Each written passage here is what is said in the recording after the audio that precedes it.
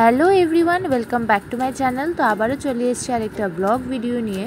এখন প্রায় ঘড়ির কাঁটায় বাজে সকাল 11টা। তো ছেলেকে খাওয়াচ্ছিলাম, তো ভাবলাম তোমাদের সাথে একটু শেয়ার করি। আর এখানে আমার দেখো কাজকর্ম শুরু হয়ে গেছে, কারণ আমাদের বাড়িতে আজ হলো রামকৃষ্ণের অনুষ্ঠান। তো অনুষ্ঠানটা প্রায় 60-70 জন লোককে নিয়েই করা হয়েছে আর কি। তো আমরা খুব প্রত্যেক বছরে আমাদের বাড়িতে হয়, তো ভাবলাম এই বছর এটা তোমাদের সাথে শেয়ার করি। তার জন্য দেখো শাশুড়ি মায়ের ঘরে এসে বেড কাভারটা চেঞ্জ করে নিয়েছি। আর আমার ঘরটা তো গোছানোই থাকে সব সময়। তো এখন দেখো একটু ছাদে এসেছি, আর ওয়েদারটা একটু ঠান্ডা ঠান্ডা লাগছে, বৃষ্টি আসবে। তো এই যে আমি মোটামুটি সকালবেলা উঠেই আগে স্নান করে ঠাকুরের সিংহাসনটা মোটামুটি গুছিয়ে নিয়েছি, সাজিয়ে নিয়েছি। এখন বাকিটা ছেলেকে খাওয়ানোর পর আবার চলে এসেছি বাকিটা সাজানোর জন্য। তো ওয়েদারটা দেখতেই পাচ্ছ কতটা উইন্ডি, আর লাগছে বৃষ্টি আসবে, কিন্তু বৃষ্টিটা আসেনি, ঠাকুর বাঁচিয়ে দিয়েছে। তো খুব সুন্দরভাবেই কিন্তু অনুষ্ঠানটা আমাদের কেটেছে আর কি। তো চলো তোমাদের সাথে শেয়ার করি, তোমরা ভিডিওটা দেখতে থাকো।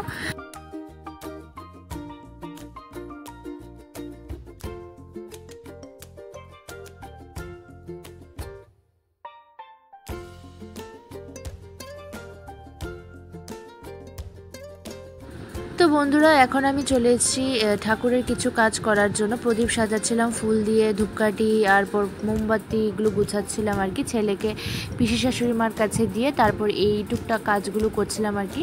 তো এই হলো ফাইনাল লুক সাজানোর পর। তো গাঁদা ফুল দিয়ে সবটা সিংহাসনই সাজানো হয়ে গেছে আমার। আর এখানে তুলসী বেদিটাকে ভালো করে সাজিয়ে দিয়েছি, আর পাশেই কিন্তু মাইকের সেট আপ, যেখানে নাকি অনুষ্ঠানের গান গাওয়া হবে। তো এখানে শাশুড়ি মা কিছু ফুল ছিঁড়ে তুলসী মার চরণে দিচ্ছে আর কি।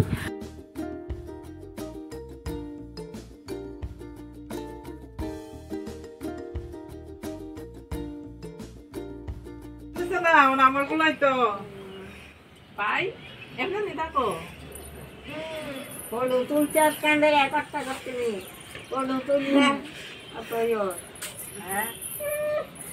বুঝছে তাই একটা নাইটি করছে কেমন লাগে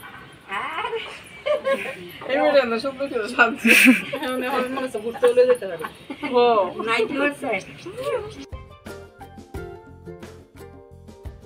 তো বন্ধুরা, ঠাকুরঘরের কিছু কাজ গুছিয়ে রাখার পর এবার ঘরে এসেছি রেডি হওয়ার জন্য। তো হয়ে গেছি আমি রেডি, একটা লালে সাদা শাড়ি পরেছি আর কি। এমনভাবেই পরতে হয়, লালে সাদা শাড়ি পরতে হয়। তো কেমন লাগছে জানিও কমেন্টে। সুন্দর নাই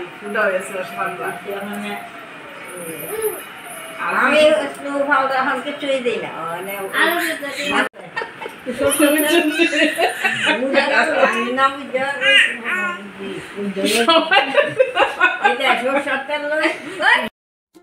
তো বন্ধুরা, এখন প্রায় 5:30টার মতো বাজে, আর একটু পরেই অনুষ্ঠান শুরু হয়ে যাবে। 6টা থেকে 9টা পর্যন্ত অনুষ্ঠান চলে। তো 6টার সময় চলে আসবে লোকেরা।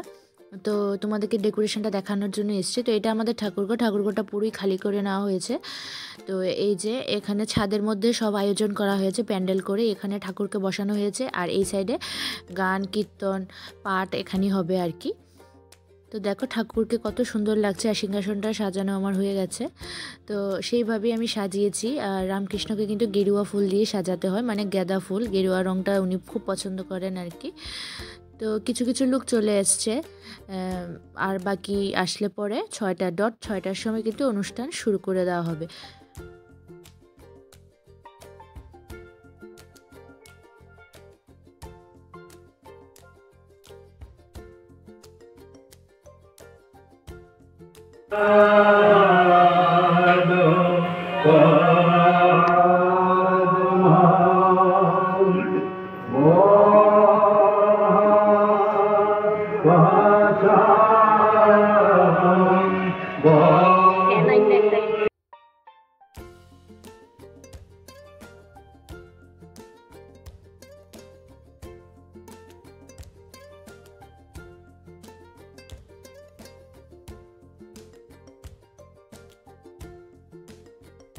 তো বন্ধুরা চলো তোমাদের সাথে প্রসাদের আয়োজনটা শেয়ার করি। প্রসাদের কি আয়োজন করা হয়েছে, ছিল খাসির চালের ভাত, এখানে আছে কাবুলি মটর, আলু, পনিরের একটা তরকারি, ছিল লেবু, শসা, তারপর এখানে আছে এঁচোড়, আলু, ছিমের বিচির একটা কষার মতো তরকারি, পাশেই আছে পায়েস, তারপর ছিল লাউ দিয়ে ডাল, ছিল চাটনি। চাটনিটা আমার ক্লিপটা নিতে মনে নেই আর কি, চাটনির যে গামলাটা এটা একটু দূরে ছিল তো আমি ভুলিয়ে গেছি নিতে।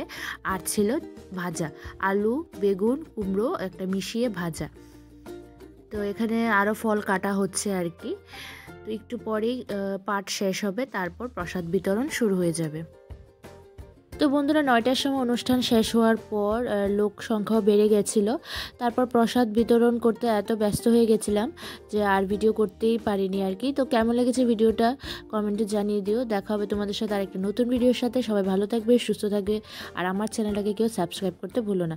সবাই পাশে থেকো, সঙ্গে থেকো। দেখা হবে আগামী ভিডিওতে। টাটা।